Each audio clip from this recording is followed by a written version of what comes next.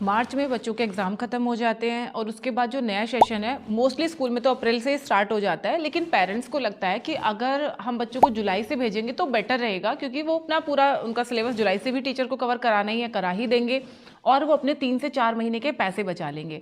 Parents के point of view से सोचें तो चलो चीज़ें ठीक है, लेकिन अगर हम एक ट्यूशन टीचर की नज़र से देखें तो ये 3 से 4 महीने, पूरा अप्रैल, पूरा मई, पूरा जून और ऑलमोस्ट आधे से ज़्यादा मार्च, और कई बार तो कई स्कूल में होता है कि मार्च के फर्स्ट वीक में एग्ज़ाम खत्म हो जाते हैं, तो पेरेंट्स जो है वो मार्च में भी बच्चों को नहीं भेजते हैं, मार्च का भी फीस पे नहीं करते हैं। तो ऐसे में ट्यूशन टीचर्स को क्या करना चाहिए, इन 3 महीने में वो क्या ऐसी प्लानिंग करे जिससे कि उनके पास बच्चे रहे और उनका जो सोर्स ऑफ इनकम है वो बंद नहीं हो 3 से 4 महीने के लिए।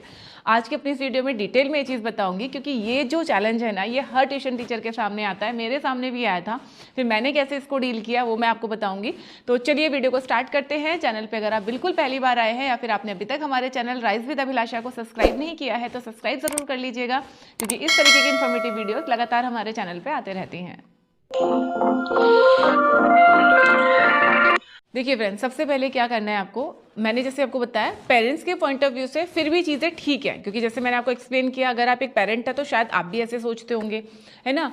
आपको क्या करना है, आपको हर बच्चे को डीपली एनालिसिस करना है। जो बच्चे आपके पास में आ रहे हैं अभी तक, तो उनको आपको एनालिसिस करना है और पहले से ही आपको इस चीज़ की प्लानिंग करते रहना है। जैसे कि मान लीजिए कोई बच्चा है आपके पास जो ट्यूशन पढ़ने आता है, वो ठीक है, पढ़ाई में ठीक ठाक है, एवरेज है या चलो अच्छा भी अगर है, लेकिन अगर उसकी राइटिंग बहुत ख़राब है या उसको लैंग्वेज का प्रॉब्लम है, उसको रीडिंग का प्रॉब्लम है या अगर उसको लिखने का प्रॉब्लम है, तो आप उस चीज़ को टारगेट कर सकते हो। आप पेरेंट्स को समझा सकते हो कि देखो आपके बच्चे का राइटिंग बहुत ख़राब है, प्लस इन समर वैकेशन में या जो भी ये 2 से 3 महीने का टाइम है, इसमें हम बच्चों को ग्रामर की क्लासेस देंगे। आप उनको बता सकते हो कि इनको हम सेंटेंस फॉर्म करना सिखाएंगे, एक एक टेंस के बारे में बताएंगे, मोडाल्स के बारे में बताएंगे।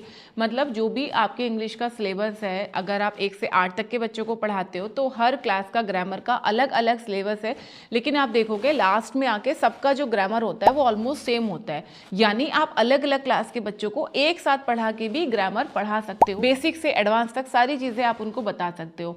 3rd क्लास के बच्चे के लिए भी वही टेंसेज हैं, 8th क्लास के बच्चे के लिए भी वही टेंसेज हैं, सेम रूल्स है, सेम सब कुछ है, सेम कन्वर्जन है, सब कुछ सेम है, ठीक है।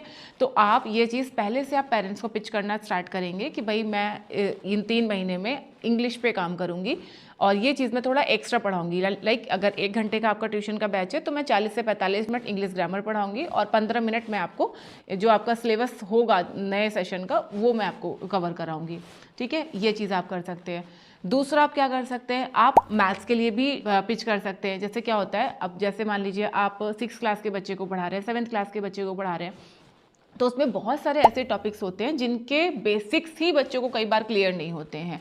पूरे पूरे सेशन निकल जाते हैं, बच्चा पास होकर अगली क्लास में आ जाता है, लेकिन जो बेसिक है वही क्लियर नहीं हो पाते। क्योंकि जिस वक्त हम बच्चों को ट्यूशन पढ़ा रहे होते हैं, बच्चे स्कूल जा रहा होता है, जुलाई के टाइम में क्या होता है, एक अजीब सा प्रेशर बना रहता है। जुलाई में स्कूल खुलेगा, जुलाई के लास्ट तक आते आते हर स्कूल में मंथली टेस्ट आ जाएगा, UT1 आ जाएगा। फिर क्या होता है, हमें बस उसी पे हम फोकस करते हैं, अरे बच्चे का एग्जाम आ गया, यूनिट टेस्ट आ गए, इसकी तैयारी करो तैयारी करो। तो तैयारी में हमसे वही चीज़ें पढ़ाते हैं या वही पढ़ानी पड़ती हैं जो बच्चे के एग्जाम में आने वाली हैं, क्योंकि हमारा प्राइम फोकस होता है कि बच्चे का रिजल्ट अच्छा जाए, ठीक है। तो ये चीज़ सारी आप पेरेंट्स को एज इट इज़, जैसे मैं आपको बता रही हूँ वैसे ही आप पेरेंट्स को बताइए कि उस टाइम पे तो हमारे ऊपर प्रेशर सा आ जाता है कि बच्चे को हमें यही तैयार करवाना है। बेसिक कॉन्सेप्ट फ्रैक्शन है, अलजेब्रा है या जो ट्रिग्नोमेट्री है, इनके जो बेसिक्स है ये हमें पहले ही क्लियर कराने हैं और ये मैं इन 3 महीने में कवर कराने वाली हूँ। अगर आपका कहीं घूमने जाने का प्लान है, आप 15 दिन के लिए कहीं बाहर जा रहे हैं, 10 दिन के लिए बाहर जा रहे हैं, तो ठीक है, वो फीस आप उनका वेव ऑफ कर दीजिए, लेकिन बाकी के 2 से ढाई महीने 3 महीने जितना भी आपको उनको पढ़ाना है, उसके लिए आप पेरेंट्स को ये चीज़ समझा सकते हो कि बेसिक्स क्लियर करने का ये बेस्ट टाइम है। इस टाइम पे आप बच्चे को ज़रूर भेजिएगा। अगर आप एक ट्यूशन टीचर हैं, लेकिन अगर आप कुछ अलग चीज़ों में भी आपका इंटरेस्ट है या आप करना जानते हैं, तो उसके लिए भी आप पेरेंट्स से बात कर सकते हैं। जैसे कि अगर आप ड्राइंग बहुत अच्छा करते हैं तो आप पेरेंट्स को बोल सकते हैं कि मैं आप बच्चे को ड्राइंग क्लास दे सकती हूँ, हॉबी क्लास हो जाएगी। या फिर अगर आपका डांस में इंटरेस्ट है, आप डांस करना जानते हैं, तो आप उन 2 से 3 महीने डांस क्लास अपनी स्टार्ट कर सकते हैं। या आपको पेंटिंग में इंटरेस्ट है, आपको आता है, तो आप पेंटिंग में बच्चों को एनरोल करवा सकते हैं। या अगर आपने योगा वगैरह का कोई कोर्स किया हुआ हुआ है, हेल्थ का कोई कोर्स किया हुआ है, तो बच्चों की आप योगा क्लासेस भी इन 2 से 3 महीने के लिए लगा सकते हैं। यानी अगर आप ट्यूशन नहीं पढ़ा रहे हैं और आप चाहते हैं कि आपकी अर्निंग बंद नहीं हो, तो आप कोई एक हॉबी क्लास भी स्टार्ट करा सकते हैं। इससे भी आपके पास बच्चे रहेंगे, क्योंकि आप पहले से ट्यूशन पढ़ा रहे हो तो कनेक्शन तो आपके पास है।